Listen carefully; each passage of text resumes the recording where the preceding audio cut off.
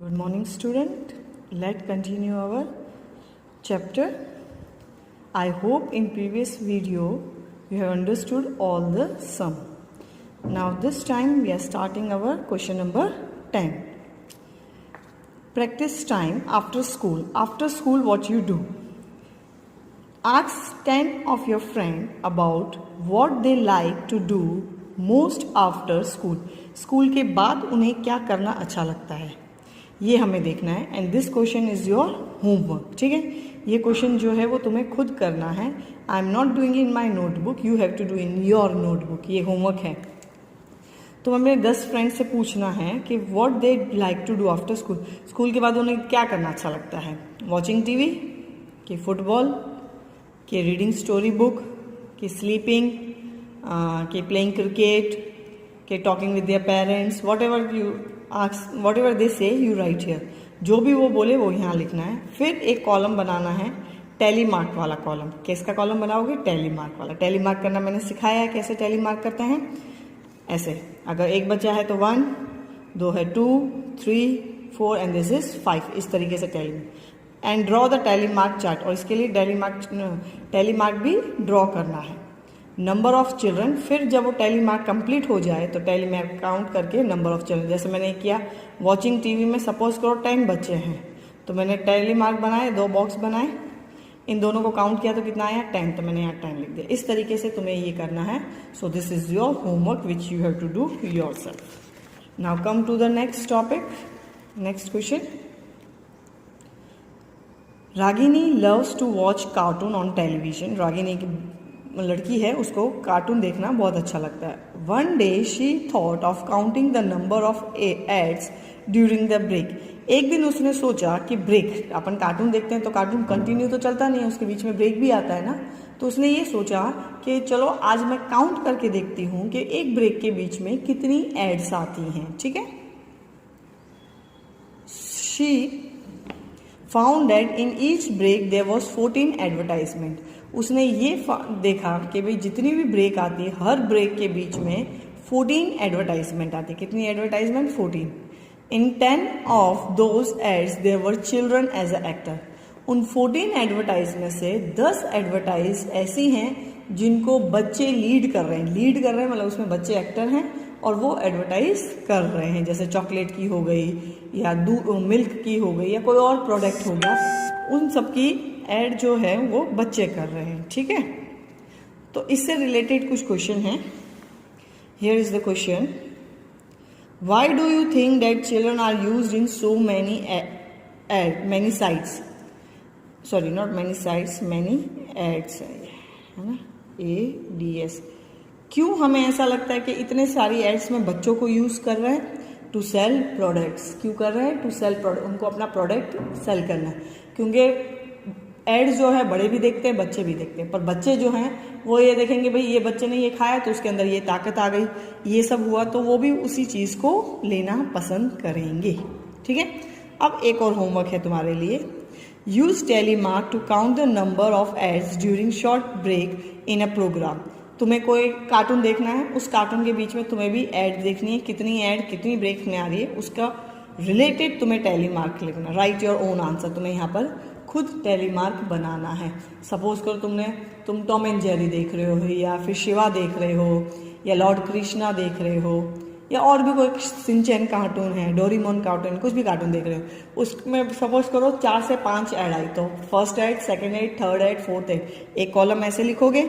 फिर second column में tally mark. Suppose करो फर्स्ट ऐड में 3 ऐड आई, सॉरी फर्स्ट ब्रेक में 3 एड्स आई, सेकेंड ब्रेक में 5 एड्स आई, थर्ड ब्रेक में 7 एड्स आई. तो उसके टैली मार्क बना के यहाँ टोटल टैली मार्क का कॉलम सबको पता है चार्ट कैसे बनाते हैं. ठीक है. तो वो तुम्हें बनाना है. That is your homework. Homework इसलिए दे रही हूँ बेटा, तुम खुद बना के देखो कि तुमसे टैली मार्क बन रहा है कि नहीं बन रहा है. Next.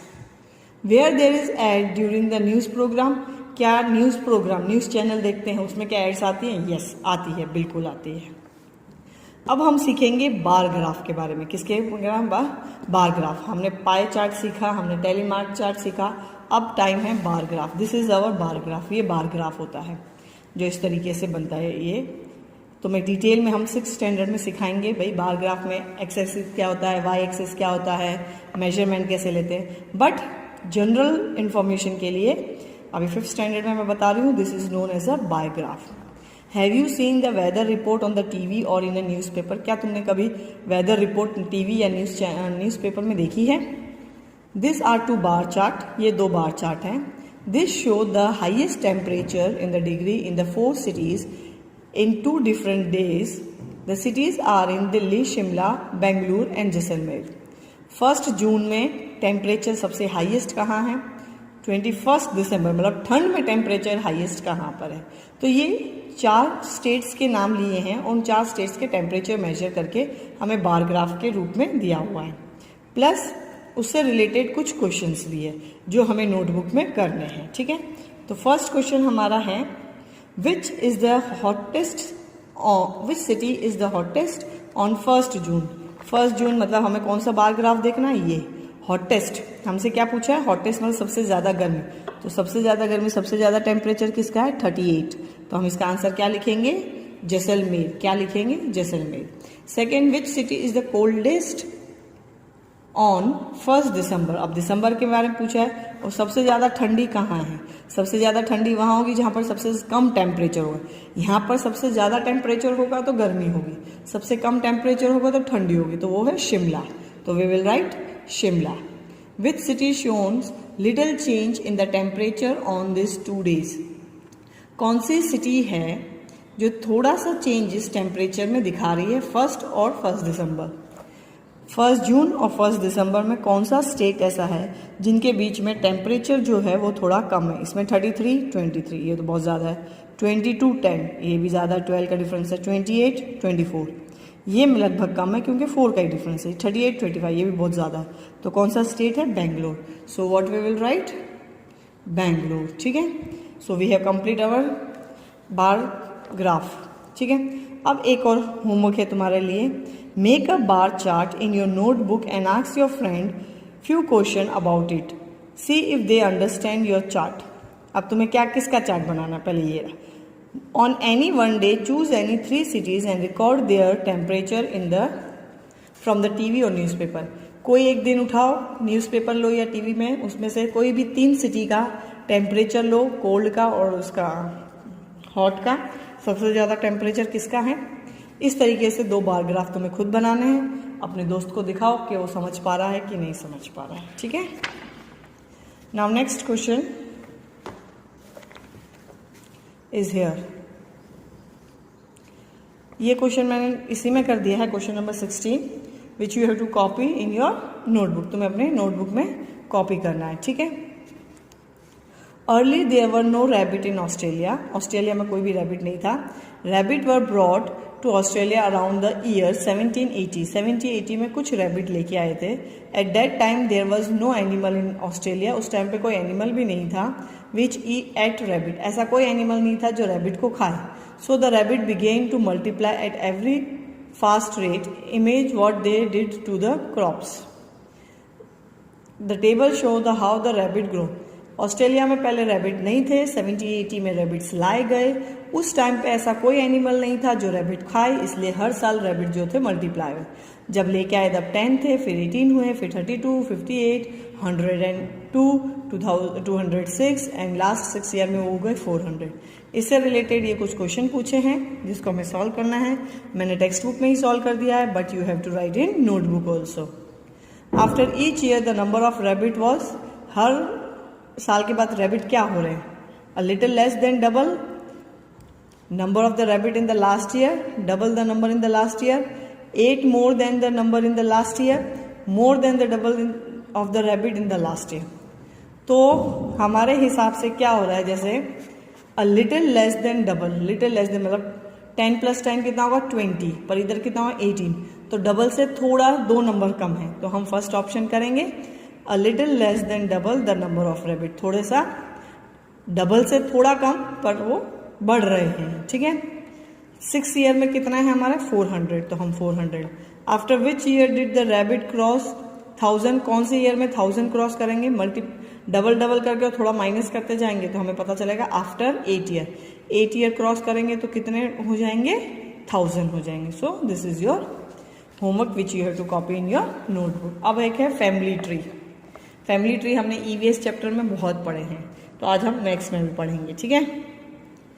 This is first generation, this is second generation, this is fourth, fifth and six. ये जनरेशन वाइज है. ठीक है. अब यहाँ पर एक माधव है. Madhavs mother, Madhavs father. ये माधव की मम्मा है और ये माधव के पापा. अब यहाँ पर हम माधव के फादर की फैमिली नहीं पढ़ेंगे, माधव की मदर की फैमिली पढ़ेंगे. ये माधव की मम्मी है और ये माधव के नाना नानी, मतलब उसके मम्मी के पापा, मम्मी के पापा और मम्मी की मम्मी. फिर उसके मम्मी की मम्मी के पापा और मम्मी, मतलब इसके नानी जो है, नानी की पापा और नानी की मम्मी. यहाँ उनके नाना के पापा और नानी की मम्मी. फिर उनकी नानी की मम्मी की नानी.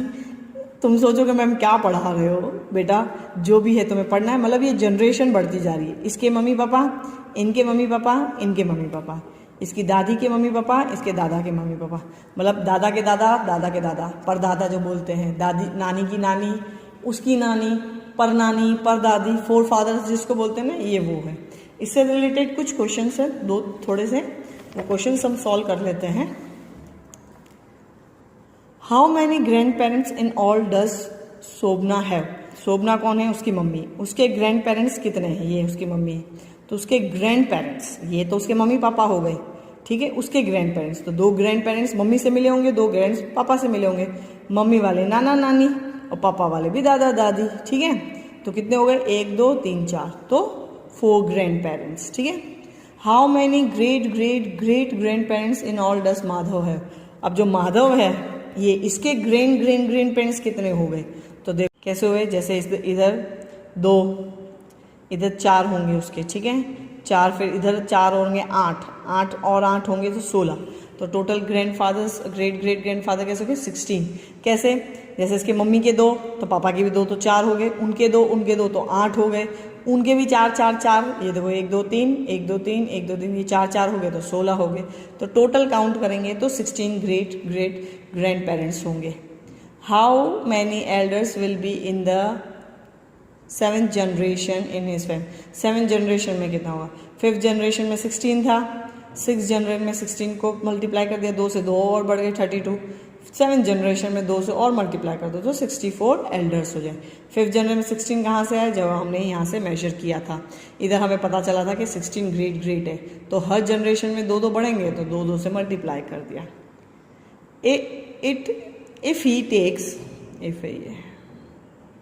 If he takes his family tree forward in the which generation will he find 1/8. अगर इसकी जनरेशन और आगे जाए तो मतलब 128 तक अगर लेके जाए तो कौन सी जनरेशन में लेके जाए? तो 8th.